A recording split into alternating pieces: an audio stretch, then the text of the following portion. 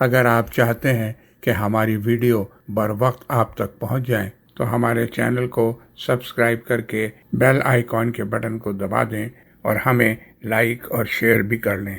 Thank you. تو اس کے بعد والا بند اب شروع کر رہے ہیں۔ دیدۂ انجم میں ہے تیری زمیں آسماں، دیدۂ انجم میں ہے تیری زمیں آسماں، آہ کے صدیوں سے ہے تیری فضا بے اذاں۔ یہ وہی شاعر جو ہے ابھی مسجد ہی سے مخاطب ہے۔ آپ کو پتہ ہے کہ اوپر کے دو بند جو ہیں، ایک تو اس نے اے حرم قرطبہ کہہ کر، اور پھر دوبارہ اس نے کعبہ ارباب فن کہہ کر مسجد کو مخاطب کیا تھا، اور مسجد کے ساتھ ہی وہ گفتگو میں مصروف ہے۔ اور یہاں پہ آ کے وہ کہہ رہے ہیں کہ دیدۂ انجم میں ہے تیری زمیں آسماں، یہ مسجد کو کہہ رہے ہیں کہ یہ جو تیری زمین ہے، یہ باوجود اس کے کہ اندلسیوں کی نظر میں اب جو کچھ بھی ہو یا جو کچھ بھی تاریخ نے اس کے ساتھ کیا، مسلمانوں کے ساتھ جو کچھ کیا، تیرے ساتھ جو کچھ کیا، آپ کو پتہ ہے کہ اب وہ اس وقت ایک کلیسا میں بدل چکی ہے، لیکن وہ کہہ رہے ہیں کہ آسمان پر جو ستارے ہیں وہ تو اس کی حقیقت سے، تیری زمین کی حقیقت سے بخوبی واقف، وہ تو تیری عظمت سے، تیری رفعت سے ہرگز ایسا نہیں کہ ان کو نہیں پتا، وہ جانتے ہیں، اور وہ تیری عظمت اور رفعت ان کی نظر میں کیسی ہے؟ ایسی ہے جیسی آسمان کی رفعت ہوتی ہے، جیسے آسمان کی بلندی ہوتی ہے۔ تو دیدۂ انجم میں ہے تیری زمین آسماں، یعنی تیری زمین ستاروں کی نظر میں ایسی ہے جیسی آسمان کی بلندی اور آسمان کی رفعت ہوتی ہے۔ یہ زمین اور آسمان ساتھ ساتھ رکھ کے، کیونکہ یہ ایک تلمیح ہے، ہمارے ہاں زمین کو نیچی چیز سمجھتے ہیں اور آسمان کو بلند چیز سمجھتے ہیں، تو اسی ریفرنس سے اس چیز کو بیان کیا ہے کہ تیری جو زمین ہے وہ آسمان ہے ستاروں کی نظر میں۔ دیدۂ انجم تو دیکھ رہے ہیں نا تیری، وہ تو اس وقت سے دیکھ رہے ہیں جب سے تیرا وجود ہے، وہ تجھے جانتے ہیں، تجھے دیکھ رہے ہیں۔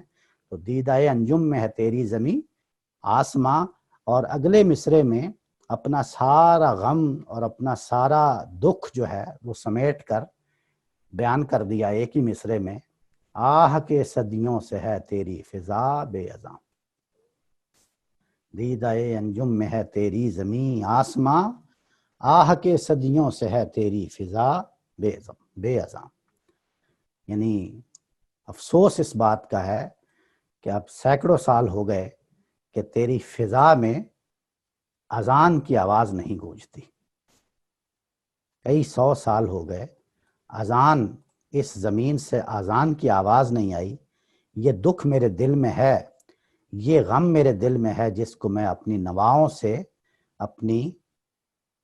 اپنی آواز سے میں لوگوں تک یہ میسج کنوے کرنا چاہتا ہوں کہ باوجود اس کے کہ صدیوں سے تیری فضا میں جو ہے وہ اذان کی آواز نہیں آئی، لیکن آسمان کے ستارے یہ جانتے ہیں کہ پھر بھی تیری زمین ایسی رفعت رکھتی ہے، ایسی عظمت رکھتی ہے جیسی آسمان کی عظمت ہوتی ہے۔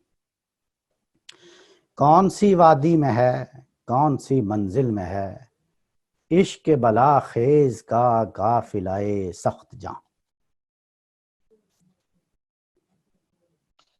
یہ ملک صاحب، جی جی، یہ آپ نے ابھی لفظ یوز کیا تلمی، زمین کے وضاحت کر، اس کو تھوڑا اور وضاحت کریں گے؟ کیا ہوتی ہے یہ تلمی؟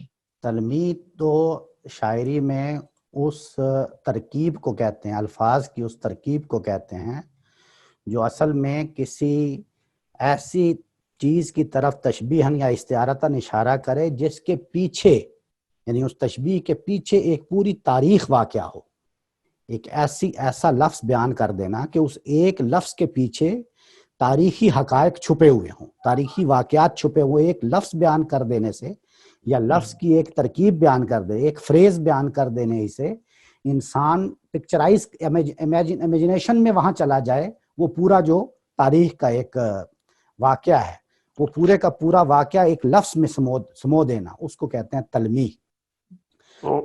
تو اس میں، اس مصرے میں جو چیز ہوئی ہے کہ وہ قرطبہ کی جو ساری شان و شوکت بیان کی ہے یا اس کے پیچھے جو بھی اس کی ہسٹری ہے وہ اس کا اس کے اندر چھپی ہوئی ہے، وہ ساری چیز اس کے اندر بیان ہو گئی.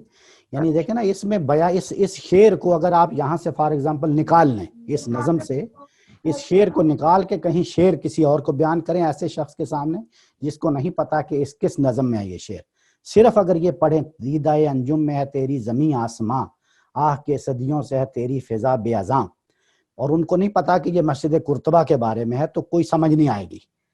میری بات سمجھ گئے نا؟ لیکن اس ایک شعر کو جب آپ اس ریفرنس کے اندر رکھ کے سمجھ رہے ہیں، پڑھ رہے ہیں، تو اب پوری تاریخ آپ کی آنکھوں کے سامنے آ گئی کہ کس آپ ساری سٹوری آپ کے سامنے آ گئی. وہ اپنا طارق بن زیاد کی بھی سٹوری آ گئی، عبد الرحمن شامی کی بھی آ گئی، اس مسجد کی بھی آ گئی، اندلس میں حکومت کی بھی آ گئی، اس حکومت کے کھو جانے کی بھی آ گئی، وہ ساری. اور دوسرا مصرع خاص طور پہ جس دکھ کے ساتھ بیان ہوا ہے کہ آہ یعنی افسوس کہ صدیوں سے ہے تیری اذاں تیری فضا بے یہ اصل میں. اور یہ خاص طور پہ مصرع آگے پھر اس نے اس پورے شعر میں اس کو بیان کر دیا ہے، کون سی وادی میں ہے کون سی منزل میں ہے عشق بلا خیز کا قافلہ سخت جان. یہ جو اوپر ہے نا آہ کے صدیوں سے ہے تیری فضا بے اذاں، یہ بھی اصل میں ایک ٹوٹے ہوئے دل اور ایک بہت ہی دکھی جس کو کہتے ہیں نا آتما، ایک مغموم روح، اس کی آواز ہے کہ وہ یعنی اتنے اس کا جو اس کے اندر جو فیلنگز ہیں، جو احساسات ہیں اس ایک مصرے میں، وہ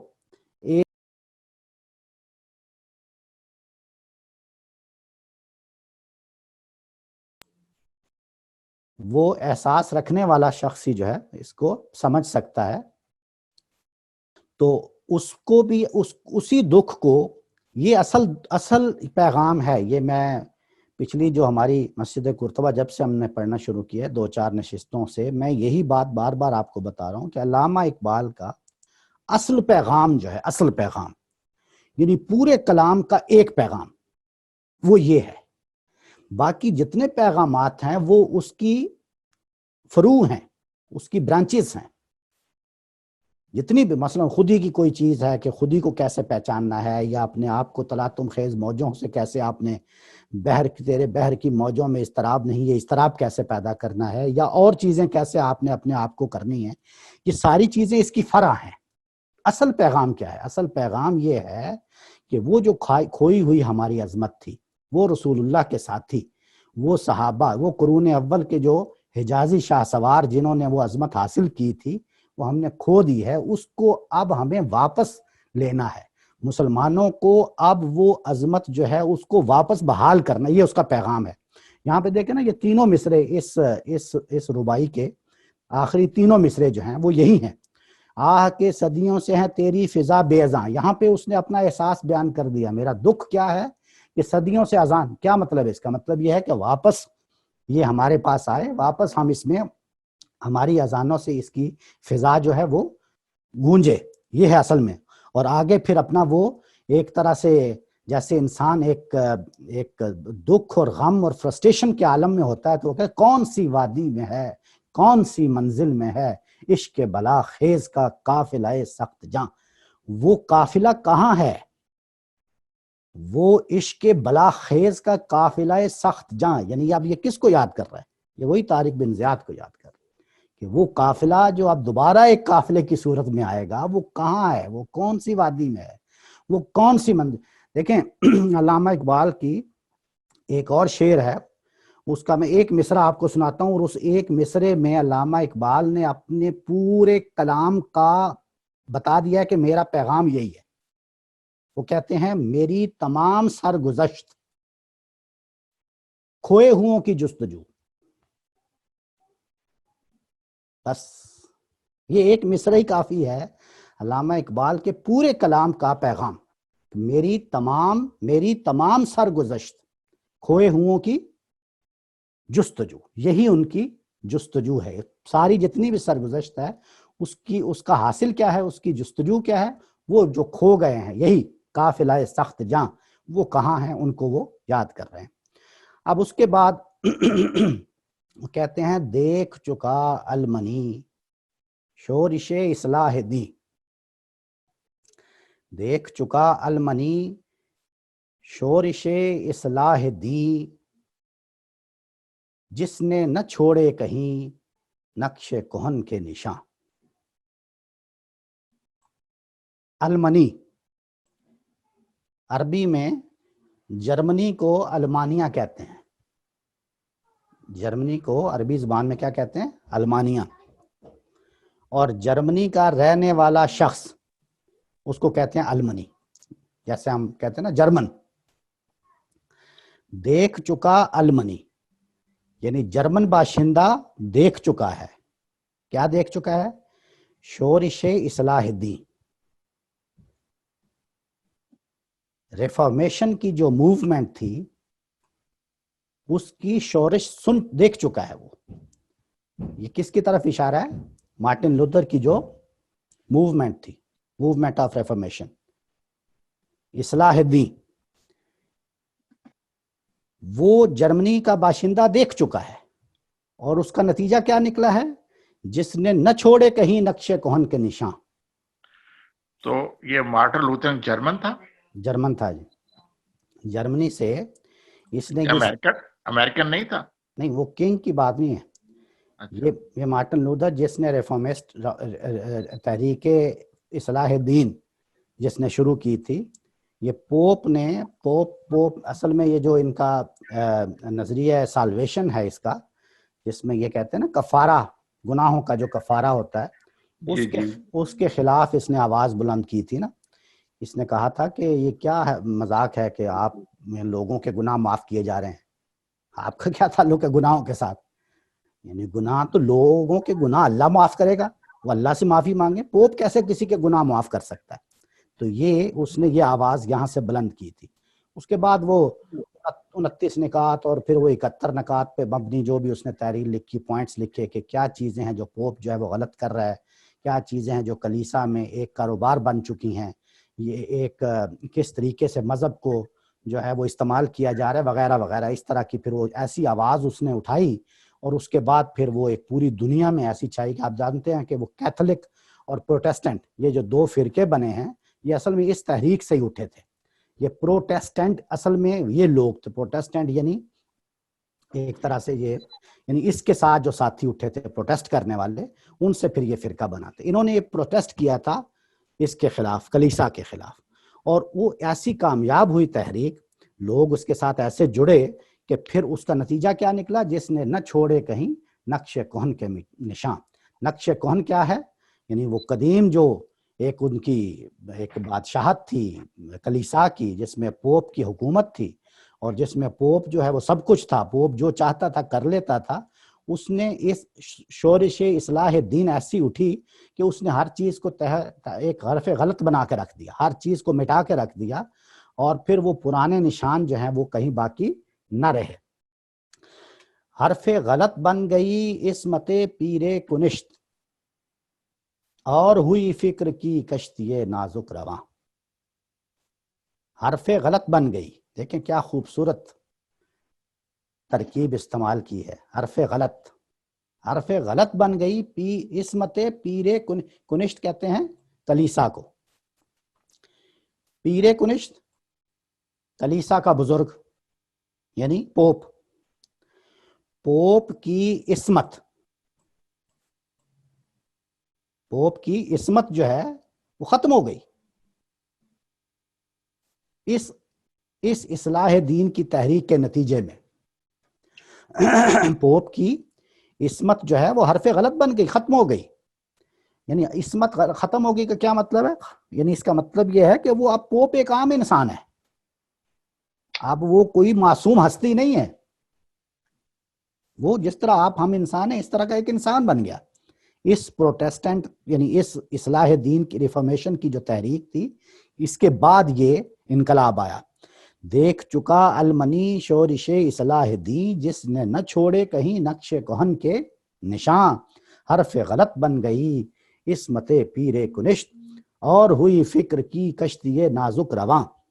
دیکھو میں اوپر بھی توجہ دلاتا رہوں آپ کو کہ یہ اس میں ایک تو ہم دیکھتے رہے نا، آپ کو یاد ہوگا، ایک ہم شعری حسن دیکھتے رہے ہیں، شعری محاسن، ایک ہم اس کے ادبی پہلو دیکھتے ہیں، اور ایک اس میں جو میسیجز ہیں. شعری حسن جو ہیں اس میں ایک چیز ہے، ایک صوتی آہنگ، یعنی جو شعر علامہ اقبال لکھتے ہیں، جو الفاظ کا چناؤ کرتے ہیں، جیسے یہ دیکھیں، یہ مصرع ہے، دیکھ چکا المنی شورش اصلاح دی، تو اس میں ایک میسج ہے، وہ ایک مصرے میں دیا نا انہوں نے، کہ جرمنی کا رہنے والا باشندہ جو ہے وہ ریفارمیشن کی جو تحریک تھی اس کو دیکھ چکا. بات اتنی کہنی ہے. اتنی بات کہنے کے لیے جو الفاظ استعمال کریں گے، جو بھی الفاظ استعمال کریں گے، وہ الفاظ جب آپ پڑھتے ہیں یا بیان کرتے ہیں تو اس کی ایک صوتی آہنگ ہے جو پیدا ہوتی ہے نا، اس میں بھی وہ خاص خیال رکھتے ہیں کہ اس کی مانوی اور صوتی آہنگ وہ آپس میں ایک میچ رکھیں. یہ بات پتہ نہیں میں واضح کر سکوں یا نہیں. دیکھیں اس میں جو لفظ شورش ہے مثال کے طور پہ، اس کی جگہ وہ کوئی اور لفظ بھی استعمال کر سکتے تھے، کوئی تحریک کا، کوئی موومنٹ کا، کوئی اور 100 لفظ استعمال ہو سکتے تھے. بہت اچھا واضح ہوا ہے. ہاں، اس ایک لفظ نے آ کے اس کو مطلب ایسا بیان کر دیا کہ دیکھ چکا المنی شورش اصلاح دی، یعنی وہ اپنی بات بھی مکمل ہو گئی، لفظ بھی ایسا استعمال ہوا. اچھا ایک اور مثال آپ کو دیتا ہوں، بڑا مشہور ہے، دریاؤں کے دل جس سے دہل جائیں طوفان، سنا ہوا نا آپ نے، دریاؤں کے دل. اب اس میں دیکھیں، اس میں جو دال، لفظ دال کا استعمال ہے، دال کے حرف کا جو استعمال، یہ سنیں کیا ہے، یہ اصل میں کیا ہے، دریاؤں کے دل جس سے دہل جائیں وہ طوفان. یعنی وہ اس نے دہلا دیا اس مصرے میں جو دہلانا تھا. یعنی اس بات کو آپ سمجھ رہے ہیں نا، جو کہ اس کو کہتے ہیں کہ اس کے شعری محاسن میں وہ صوتی آہنگ جو اپنے لفظوں کے پیچھے طاقت بن کے کھڑا ہوا ہے، وہ کیا ہے کہ دریاؤں کے دل جس سے دہل جائیں وہ طوفان، یعنی دہلا کے رکھ دے گا. تو اس پوری نظم میں اب آپ نے پڑھ تو لی ہے، آج ہمارا آخری بند چل رہا ہے، آپ گھر میں بیٹھ کے آپ اس کو پڑھیے گا ایک دفعہ، تو آپ کو ایک مصرے میں آپ کو یہ چیز دے کہ آواز کا اوپر جانا، آواز کا نیچے آنا، اس کے ایسے الفاظ کا چناؤ کہ اس کو لفظ جو ہے وہ اپنے معنوی اعتبار سے بھی پوری جگہ پہ کھڑا ہو، اور پیغام جو دینا چاہتا ہے اس کی جگہ پہ بھی وہ ٹھیک اپنی وہ بات جو ہے وہ بیان کر دے.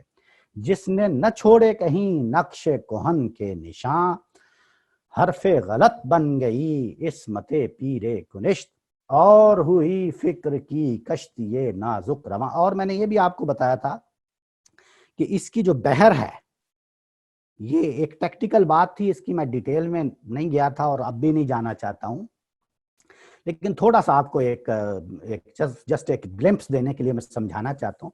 بحر ہوتی ہے نا، بحر، ایک بحر کے اندر شعر لکھا جاتا ہے، مختلف بحریں ہیں، یہ شعراء حضرات جانتے ہیں. یہ بحر جو ہے اس کو کہتے ہیں منصرح، بحر منصرح، مسمن، مطوی، مکسوف، یہ چیزیں ساری ٹیکنیکل، اس کو چھوڑ دیں آپ. لیکن ایک چیز میں نے آپ کو عرض کی تھی، زحاف، زے، ہے، حلوے والی، الف اور فے، اور اس کی واحد ہوتی ہے زحف، یعنی زے، ہے اور فے. اس میں ہوتا یہ ہے، یہ زحف کا جو اسلوب ہوتا ہے اس میں یہ ہوتا ہے کہ اس میں جو بحر ہے نا، جیسے اس کی بحر کیا ہے اس وقت، اس کی بحر ہے یعنی مفتعلن فاعلن مفتعلن فاعلن، یہ اس کی بحر ہے. اس پوری نظم کی جو اصل بحر ہے، بحر کا نام تو میں نے آپ کو بتایا نا منصرح، لیکن وہ بحر ہے کیا، وہ بحر ہے مفتعلن فاعلن مفتعلن فاعلن، یہ اس کی بحر ہے. کرتے یہ ہیں کہ اس میں سے ایک حرف جو ہے اس کو گرا دیتے ہیں، جیسے مثلا فاعلن ہے نا تو اس میں سے نون گرا دیا، میں مثال جسٹ دے رہا ہوں. تو ایک حرف جب گرتا ہے، اس گرنے کے عمل کو یا اس اسلوب کو کہتے ہیں زحف. تو یہ زحف سے جو ایک اسلوب پیدا ہو جاتا ہے وہ اس پوری نظم کے وزن کو اور اس کی شان کو جو ہے وہ بیان کرتا ہے.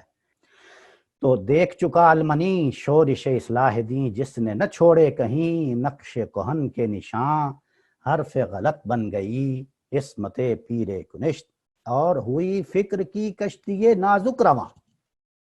یہ دیکھیں ذرا کیا خوبصورت مصرع ہے، اور ہوئی فکر کی کشتی نازک رواں. اس میں دو خوبیاں ہیں. ایک تو بتا دیا کہ عصمت جو ہے کلیسا کے پیر کی وہ ختم ہو گئی، ایک تو یہ بتا دیا. آگے وہ بتا رہے ہیں کہ فکر کی کشتی یعنی ہیومن تھاٹ جو ہے اب وہ پریویل کر رہی ہے.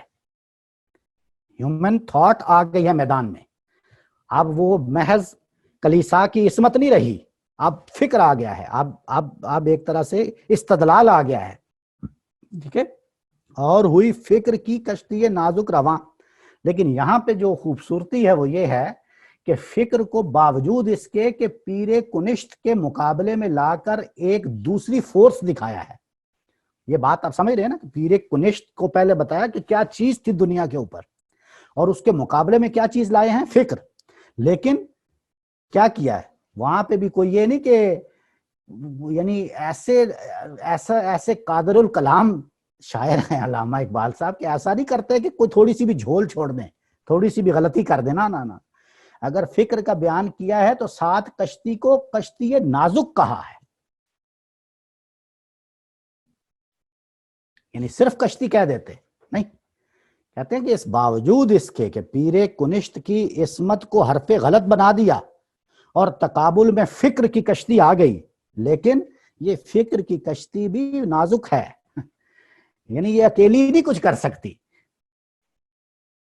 یعنی الہام سے دروازہ کاٹ لیا اس نے. پتہ نہیں اب یہ کتنے لوگ ہیں جس کو یہ بات سمجھ آ رہی ہے کہ یعنی الہام سے اس نے فکر نے رابطہ کاٹ لیا ہے. تو ایک تو اس کی بڑائی بیان کر رہے ہیں, بتا دیا انہوں نے کہ دیکھ چکا المنی شوری شلما, جس نے نہ چھوڑے کہیں نقش کہن کے نشان. ایک تو یہ بتا دیا, اور عصمت پیر کنشت کے مقابلے میں فکر کو لے بھی آئے, لیکن ساتھ ایک لفظ کا اضافہ کر کے یعنی کشتی کو کشتی نازک لکھ کے ساری بات بیان کر دی کہ بھائی یہ بھی نازک ہے, اکیلی یہ بھی کچھ نہیں کر سکتی.